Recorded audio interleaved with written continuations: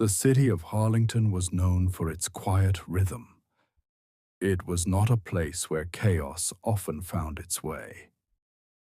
The streets were lined with aging brick houses, their windows glowing softly in the evenings as families settled into routines that rarely changed. Children rode bicycles in slow circles around cracked sidewalks.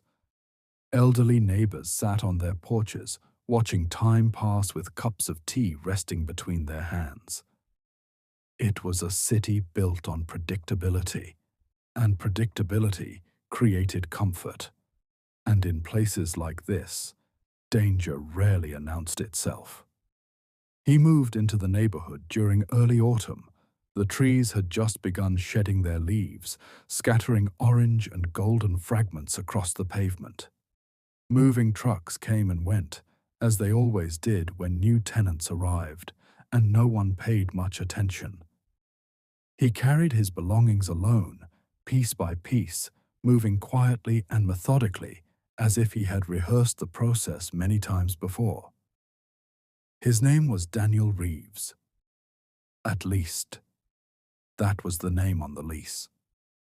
He rented a small two-story house at the corner of Elm Street. It was modest, clean, and slightly older than the surrounding homes. The landlord later described him as polite and organized. Daniel spoke clearly, never rushed his words, and maintained a calm presence that made him easy to trust. He signed the paperwork without hesitation and paid 6 months of rent in advance. That decision alone made him memorable to the landlord, but only to the landlord. To everyone else, Daniel Reeves became another face that blended into the background. His routine formed quickly. Every morning at exactly 7:15 a.m., he stepped outside wearing pressed shirts and neutral-colored jackets. He walked to his car, a gray sedan that never appeared dirty or damaged. He drove to work without speaking to anyone, and by evening, he returned at nearly the same time every day. Neighbors occasionally waved. He always waved back. The simplicity of his existence created a strange sense of reassurance. There was something calming about people who never caused trouble, people who never raised their voices, people who followed schedules as if time itself depended on them. But silence can hide many things. Daniel worked at a small archival warehouse located on the outskirts of the city. The building stored documents, historical records, and old property files. It was a job that required patience, precision, and long hours of solitude. Boxes needed sorting, files needed labeling, shelves needed organizing. He rarely spoke during work hours. His co-workers described him as reliable but distant.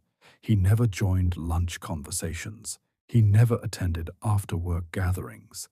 He listened when spoken to, nodded politely, and returned to his tasks with mechanical focus. Some thought he was shy.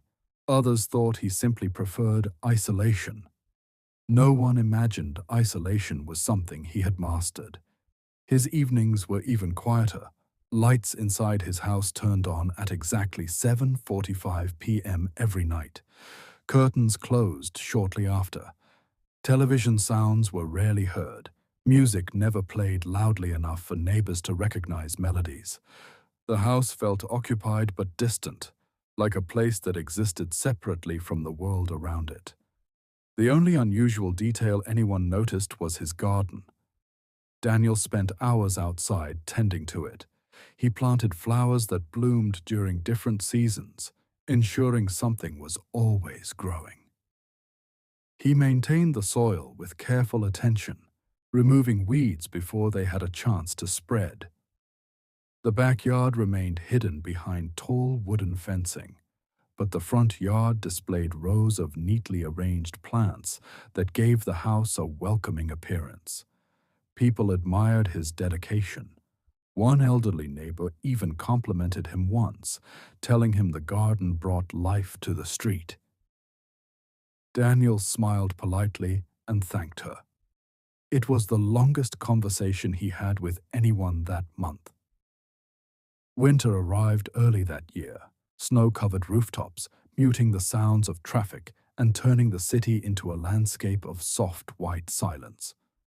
During colder months, people spent less time outdoors, which meant fewer eyes watching the street. Daniel's routine did not change. If anything, it became even more precise. But that winter marked something important, because it was during those silent nights that someone disappeared. Her name was Melissa Carter. She was 22 years old and worked part-time at a bookstore downtown while attending college classes during the day. Friends described her as energetic and optimistic, someone who laughed easily and trusted people without hesitation. Melissa was last seen leaving the bookstore just after closing hours. Security footage showed her walking toward the parking lot, texting on her phone, unaware that someone might have been watching from a distance. Her car remained in the parking lot overnight. Her phone stopped responding. At first, her disappearance did not cause immediate panic. Friends assumed she stayed with someone without informing anyone. But as hours turned into days, concern grew into fear. Police opened a missing person investigation within 72 hours. They interviewed co-workers, friends, and family members.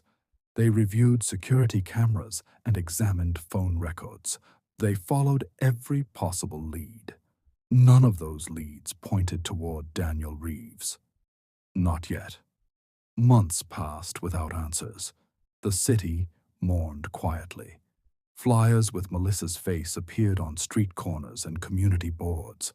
Volunteers organized search groups. Candlelight vigils gathered small crowds of hopeful strangers who whispered prayers into cold air. Daniel attended one of those vigils. He stood near the back, hands resting calmly in his coat pockets. He watched the candles flicker and listened as Melissa's parents spoke about their daughter's dreams and kindness. Witnesses later remembered seeing him there. But at the time, he was simply another sympathetic face in the crowd. Spring returned. Snow melted. Streets regained their familiar movement. Life resumed its predictable pace. Then construction workers discovered something unusual near a wooded area outside the city limits. While digging foundations for a new housing project, they uncovered remains buried deep beneath layers of soil and debris. Police quickly secured the area. Forensic teams worked carefully, documenting every detail before removing the remains. It did not take long to confirm the identity. Melissa Carter had been found. The discovery shocked the city. News spread rapidly, replacing hope with grief and fear. Detectives intensified their investigation, searching for evidence that could reveal who had taken her life. The crime scene provided limited clues. Whoever buried Melissa had done so with calculated precision. There were no obvious fingerprints, no identifiable footprints, no clear signs of struggle in the surrounding area. It was as if the killer had prepared for this moment long before it happened. Investigators began reconstructing Melissa's final movements. They traced her phone activity. They reviewed surveillance footage from nearby streets. They interviewed anyone who might have interacted with her during her last known hours. One witness remembered seeing her speaking to a man near the bookstore parking lot. The description was vague: medium height, neutral clothing, calm demeanor. That description matched thousands of people living in the city. It did not narrow the investigation. Meanwhile, Daniel continued his routine. He attended work daily, maintained his garden, spoke politely when spoken to. The only change anyone noticed was his increased interest in community news. He read newspapers more carefully. He watched televised reports about the investigation with quiet concentration. But curiosity is common during tragedies. No one questioned him. Summer arrived with suffocating heat. The city attempted to recover from grief, but unease lingered beneath daily conversations. Parents became more protective of their children. College students traveled in groups. People locked doors earlier than before. Then, another disappearance occurred. This time, it was a middle-aged man named Robert Hayes, a local mechanic known for working late hours at his repair shop. Robert vanished after closing his business one evening. His tools remained scattered across his workbench. His wallet was found inside his office drawer. His truck remained parked outside.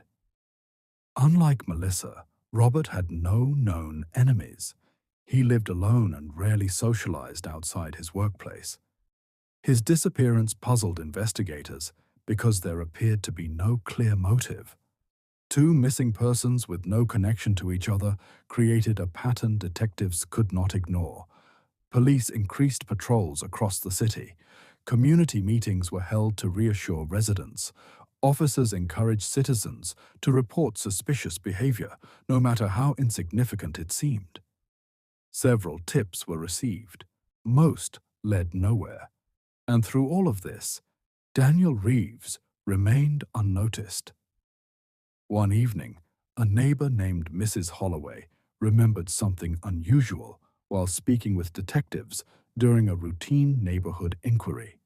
Then construction crews working on a drainage project uncovered another set of remains near an abandoned industrial site outside the city. This time, the identity belonged to Robert Hayes. Two victims, two carefully hidden burial locations, two lives erased by someone who understood patience. The city's fear transformed into urgency. Investigators formed specialized task forces. Behavioral analysts were brought into the case. They studied crime scene details, victim patterns, and psychological indicators that might reveal the killer's personality. Their conclusions were disturbing. They believed the perpetrator was highly organized, emotionally controlled, comfortable blending into social environments. They also believed the killer likely lived within the community. Daniel continued watering his flowers as leaves fell around him, each petal catching fading sunlight before touching the ground. Neighbors passed by, offering friendly greetings. He responded with his usual calm smile. Inside his house, however, silence held secrets no one had yet uncovered, and as investigators searched for a monster they imagined as aggressive, unpredictable, and loud, they had not yet realized the monster they were looking for was the quietest man on the street. The city of Harlington had changed. It did not look different. The same streets, the same houses, the same quiet mornings. But beneath the surface, something heavy had settled into the hearts of its people. Conversations ended sooner, doors locked earlier. Windows stayed shut, even on warm nights. Fear had learned how to live there. 2 bodies had been found, 2 lives erased with precision. And the one thing investigators were now certain of was this: the killer was not passing through. He belonged there. Inside the police department, Detective Aaron Cole stared at the evidence board late into the night. Photographs of the victims were pinned side by side. Maps of the city filled with red markings surrounded them. Timelines stretched across the wall like tangled veins. Nothing connected the victims directly. Different ages, different lifestyles, different routines. But the method told a story. The burial sites were distant but carefully chosen, remote enough to avoid discovery, yet familiar enough to access without hesitation. The soil disturbance patterns suggested experience, patience, planning. "This isn't random," Cole muttered to himself. Killers who acted randomly made mistakes. This one didn't. Behavioral analysts agreed on one chilling conclusion. The person responsible likely lived a structured life, someone who valued routine, someone who blended seamlessly into society, someone no one would suspect. A quiet man, an ordinary man, the most dangerous kind. Detectives expanded their search radius. They revisited old tips. They knocked on doors again. They re-interviewed witnesses who had already told their stories once before. This time, they listened differently. Mrs. Holloway's comment about the gardening gloves resurfaced. So did another neighbor's memory. Daniel often took his trash out late at night, even during freezing weather. A delivery driver recalled Daniel once signing for a package with soil-stained hands. Individually, none of it meant much. Together, it began forming a shape. Detective Cole requested background checks on several residents near Elm Street. Daniel Reeves's name appeared on the list. At first glance, his file looked unremarkable. No criminal history, stable employment, no known associates or family nearby. Financial records were clean. He paid bills on time, taxes filed regularly. But something stood out. Daniel had moved cities multiple times over the past decade. Each relocation occurred quietly, usually after 3 to 4 years. No close friendships formed. No long-term relationships recorded. He arrived, he stayed, he left, like a shadow. Surveillance was authorized. Unmarked vehicles parked discreetly near Elm Street. Officers monitored Daniel's movements from a distance. They noted his routines, his interactions, his habits. Days passed, weeks passed. Nothing unusual happened. And that made Cole uneasy, because predators didn't act when they were being watched. They waited. Then one night, Daniel broke his routine. At 11:47 p.m., lights turned on inside his house, much later than usual. At 12:10 a.m., he stepped outside, carrying a large black bag. He placed it into his trunk, closed it carefully, and drove away. Surveillance units followed. Daniel drove toward the outskirts of the city, passing familiar streets before entering a less-traveled road leading toward industrial land.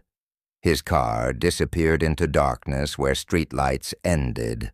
Minutes passed, then 30, then an hour. When he returned, the bag was gone. The next morning, Detective Cole filed for a search warrant. It was approved within hours. Daniel Reeves opened his door calmly when officers arrived. He showed no signs of surprise, no panic, no resistance. "Is something wrong?" he asked politely. Officers entered the house. At first, everything appeared normal.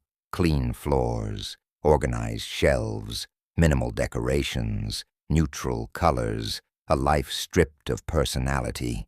Then they reached the basement. The smell hit them first. Earth, moisture, decay hidden beneath layers of cleaning chemicals. Behind a locked door, they found tools carefully arranged on a wall. Shovels, knives, plastic coverings, gloves, dozens of them. And then, the floor. Concrete sections that didn't match, freshly sealed. Forensic teams arrived quickly. What they uncovered beneath the concrete confirmed every fear investigators had tried to suppress. Human remains, multiple, carefully wrapped, carefully hidden, carefully forgotten. Daniel Reeves was taken into custody without a word. As officers led him away, neighbors watched from behind curtains. The same man they waved at, the same man they trusted, the same quiet presence they never questioned. Some cried, some stared in disbelief. Mrs. Holloway collapsed onto her porch chair, whispering prayers through trembling lips. The monster had been living beside them all along. Interrogation began that same night. Daniel sat calmly under fluorescent lights, hands folded neatly in front of him. His expression remained neutral, his breathing steady. Detective Cole entered the room and sat across from him. "Do you know why you're here?" Cole asked. Daniel looked up slowly. "Yes," he replied. His voice was calm, almost gentle. Hours passed. Daniel denied nothing. He spoke without emotion, describing his actions as if recounting a routine task. He explained how he chose victims, how he studied their habits, how he waited for moments when no one would intervene. "They didn't suffer long," he said at one point, almost reassuringly. Cole felt his stomach turn. When asked why, Daniel paused. For the first time, something flickered behind his eyes. "I wanted to be seen," he said quietly, "but never known." Silence filled the room. The trial shook the city. Details emerged that haunted everyone who listened. The number of victims exceeded early estimates. Burial sites were discovered across different locations, each one marked by patience and control. Families wept in courtrooms. Survivors spoke through tears. Daniel showed no remorse. The sentence was life without parole, no appeals, no possibility of freedom. As he was led away for the final time, he turned briefly toward the courtroom and smiled. Years later, the house on Elm Street stands empty. The garden has died, flowers withered, soil untouched. Silence reclaimed the space. Children avoid the sidewalk. Neighbors walk faster past the gate. The memory of what lived there refuses to fade, because the scariest monsters do not hide in shadows. They wave back. They smile politely. They live next door. Even after the arrest, Harlington did not return to normal. People expected relief, closure, sleep. But what arrived instead was something heavier, a silence that felt watched, the kind of silence that follows trauma when the danger is gone, but the fear has learned how to stay. Neighbors replayed memories in their minds. Every greeting, every smile, every harmless conversation. Moments that once felt ordinary now carried a sickening weight. How close had they been?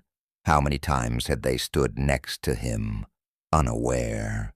The investigation continued long after the headlines faded. Detectives traveled to every city Daniel Reeves had lived in. They reviewed missing person reports going back more than 15 years. Patterns emerged with disturbing clarity. A woman who vanished after accepting help with a flat tire. A man last seen sharing a drink with a stranger at a quiet bar. A teenager who never came home after a late-night walk.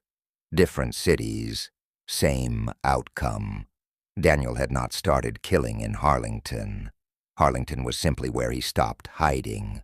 Psychologists were brought in to understand him, not to excuse him, not to humanize him, but to learn. Daniel Reeves did not fit the stereotypes people expected. He was not impulsive, not explosive, not driven by rage in the traditional sense. He was controlled, highly controlled. Experts described him as someone who experienced power through invisibility. Being unnoticed wasn't a weakness to him. It was a strategy. He didn't want attention, one profiler explained. He wanted access. During recorded interviews, Daniel spoke calmly about his childhood. Nothing overtly abusive, no dramatic trauma, no obvious trigger, just neglect, long periods of being unseen, ignored, forgotten. That absence had shaped him, not into someone who demanded love, but into someone who demanded control. Families of the victims struggled with a different reality. There was no dramatic chase, no heroic rescue, no warning signs they could have recognized. Their loved ones hadn't made reckless choices. They had trusted, and trust had been used against them. Grief counselors noted a recurring theme among families: guilt. The belief that they should have known, should have sensed danger. But the truth was cruelly simple. There was nothing to sense. The trial transcripts became required reading in criminal psychology courses. Daniel's testimony was studied for years.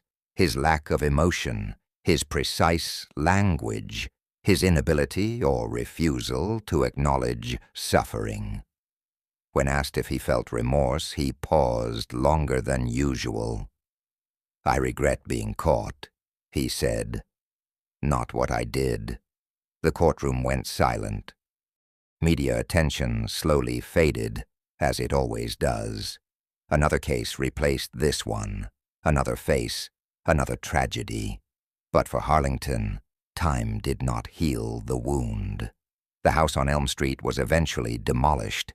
The city claimed it was for safety reasons, unstable foundation, structural concerns. No one protested. Some scars are better erased. Children grew up hearing whispers about the quiet man who lived there.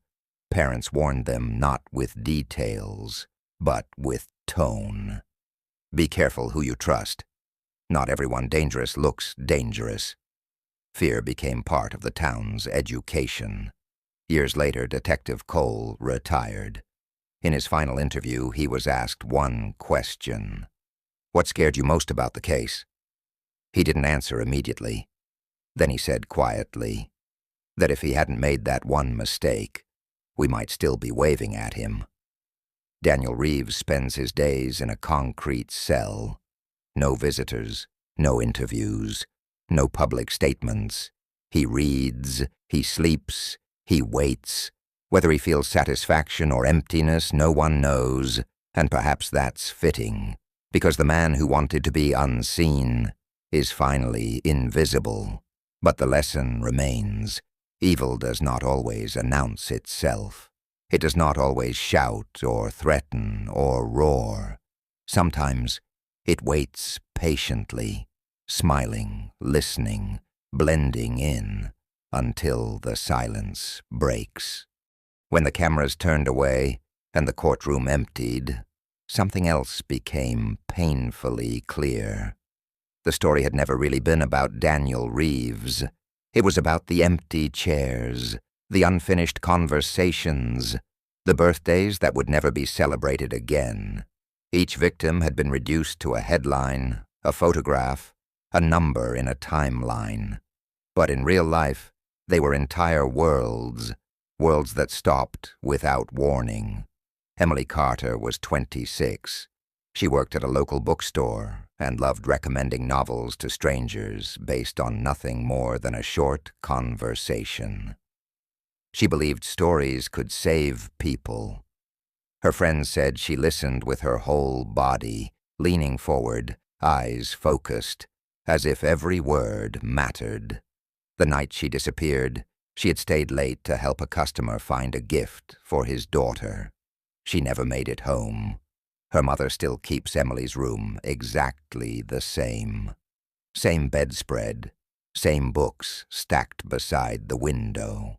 Sometimes she sits there, holding a sweater that still smells faintly like her daughter's perfume. Grief, she says, is learning how to live with a permanent ache.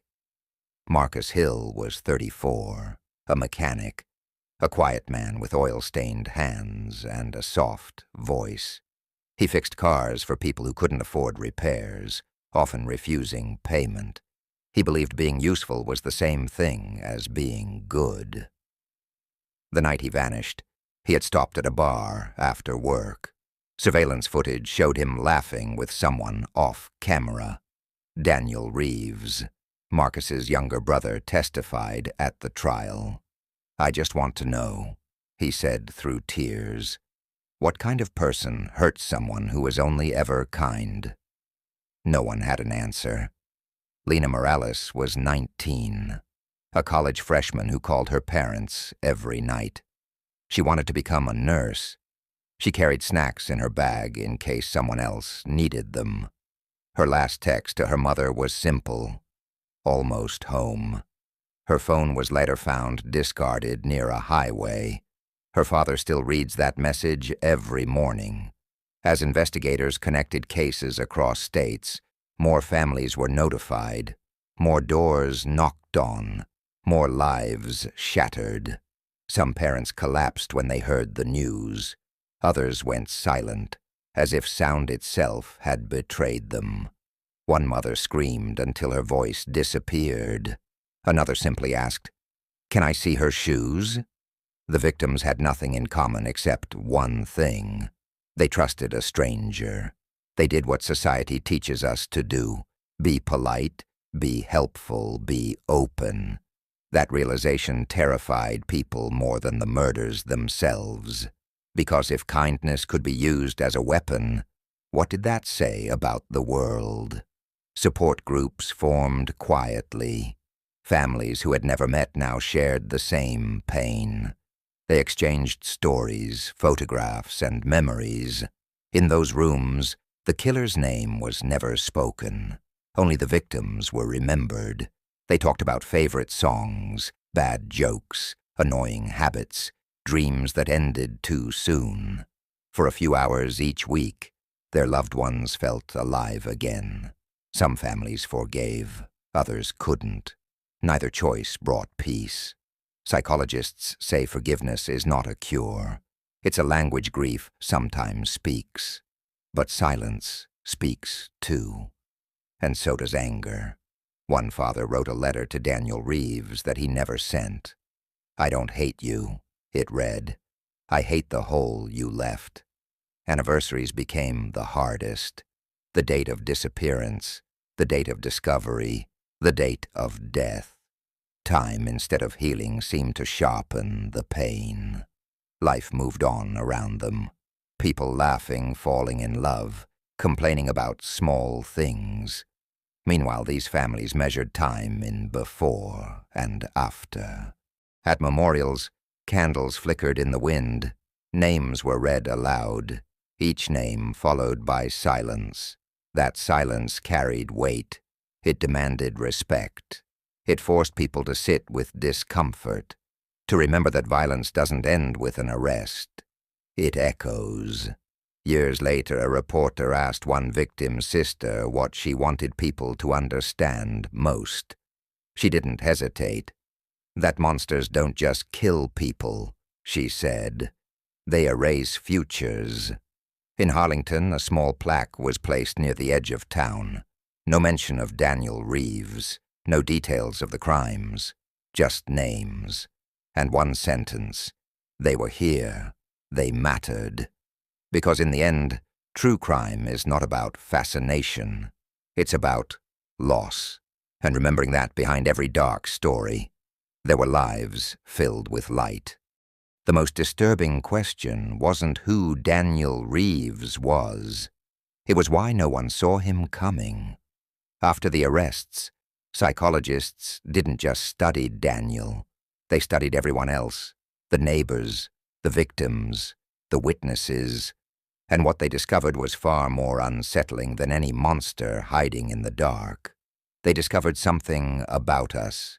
Humans are wired to trust, not because we are naive, but because without trust, society collapses. We trust the man who asks for directions. We trust the woman who smiles politely. We trust the stranger who sounds calm and reasonable.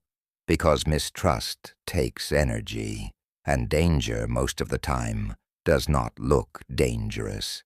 Daniel Reeves understood this instinct better than anyone. He never rushed, never threatened, never raised his voice. He blended into the background of human expectation, polite, quiet, forgettable. And that was the point. Experts call it benign camouflage. It's the ability to appear so harmless that suspicion feels rude. When someone looks ordinary, questioning them feels wrong. When someone speaks softly, we listen. When someone doesn't demand attention, we offer it freely. Many of Daniel's victims later turned out to have felt something. A moment of hesitation, a pause, a quiet internal warning, but they ignored it. Not because they were foolish, because society teaches us to silence that voice. From childhood, we're told, don't judge, be polite, Don't overreact. You're being paranoid. That inner alarm, the one meant to protect us, is often drowned out by the fear of embarrassment. And predators know this. Daniel never forced anyone. He created situations where saying no felt awkward, asking for help, offering guidance, appearing slightly vulnerable. Because vulnerability disarms people faster than aggression ever could. Psychologists call this weaponized normalcy. The most dangerous individuals are often the ones who fit perfectly into routine. No drama, no chaos, no red flags waving in the wind. Just quiet access. Another factor was pattern blindness. No single interaction with Daniel was alarming. But when viewed together, across years, across cities, the pattern was obvious. The problem? No one ever sees the full picture while living inside it. Each victim believed their situation was unique, a coincidence, a bad night, an unlucky moment. Predators rely on isolation, not just physical, but informational. They don't want their actions connected. And Daniel succeeded for years because he never repeated himself in the same place. Fear, too, played a strange role. Not fear of him, fear of being wrong, fear of making a scene, fear of offending a stranger. People would rather risk danger than risk social discomfort. After the case, many survivors of unrelated crimes came forward. They described the same pattern. I felt something was off. I told myself I was imagining it. I didn't want to seem rude. The realization was devastating. Trust, experts concluded, is not the enemy. Unquestioned trust is. The lesson was never see danger everywhere. It was listen to yourself. Communities began teaching children differently, not fear-based lessons, but permission to leave, permission to say no, permission to trust instinct without apology. Because intuition is not superstition. It's pattern recognition working faster than logic. And Daniel Reeves survived in the shadows of politeness. One psychologist summed it up best. He wasn't invisible because he hid. He was invisible because people didn't want to look. Long after the case closed, people still asked the same question. How could this happen? The answer was uncomfortable. It happened because it was allowed to feel normal, and that is the most frightening truth of all. When the last court document was signed, when the prison doors finally closed, when the cameras packed up and moved on, the world expected an ending. But stories like this don't end. They settle. Daniel Reeves disappeared from public life just as quietly as he had lived within it. No interviews, no final statements, no explanations, only a name locked behind concrete walls. And yet, he remained, in memory, in fear, in absence. For the families, justice did not feel like victory. It felt like survival. A daily act of waking up and continuing without answers that could never exist. No sentence could restore a voice. No verdict could return time. Justice, they learned, is not about healing. It is about stopping the harm from continuing. Years passed. New families moved into Harlington. Children played in streets where fear once lingered. Life, stubborn and relentless, pushed forward. But certain places were avoided, certain paths left untaken, certain silences respected. The forest beyond the town line still stands. Nothing supernatural about it, just trees, wind, shadows. And yet, people walk a little faster there, not because of what is there, but because of what once was. The lesson did not come with warnings or rules. It came as a quiet understanding passed between strangers. That evil does not always scream. It does not always chase. Sometimes it waits patiently for permission. Parents hug their children a second longer now. Friends ask one extra question. People listen, really listen, when something feels off. Not because fear rules them, but because awareness protects them. Daniel Reeves will die someday, alone, unremembered by the world he tried to control. But the people he took, they live on. In stories, in names, spoken softly, in lessons learned too late, but not forgotten. True crime often asks us to look at darkness, but the real purpose is not fascination. It is remembrance, because behind every case file, every headline, every whispered rumor, there were lives that mattered and still do. So the next time someone seems harmless, remember this story, not with fear, but with clarity, because the most dangerous thing about evil is how normal it can look.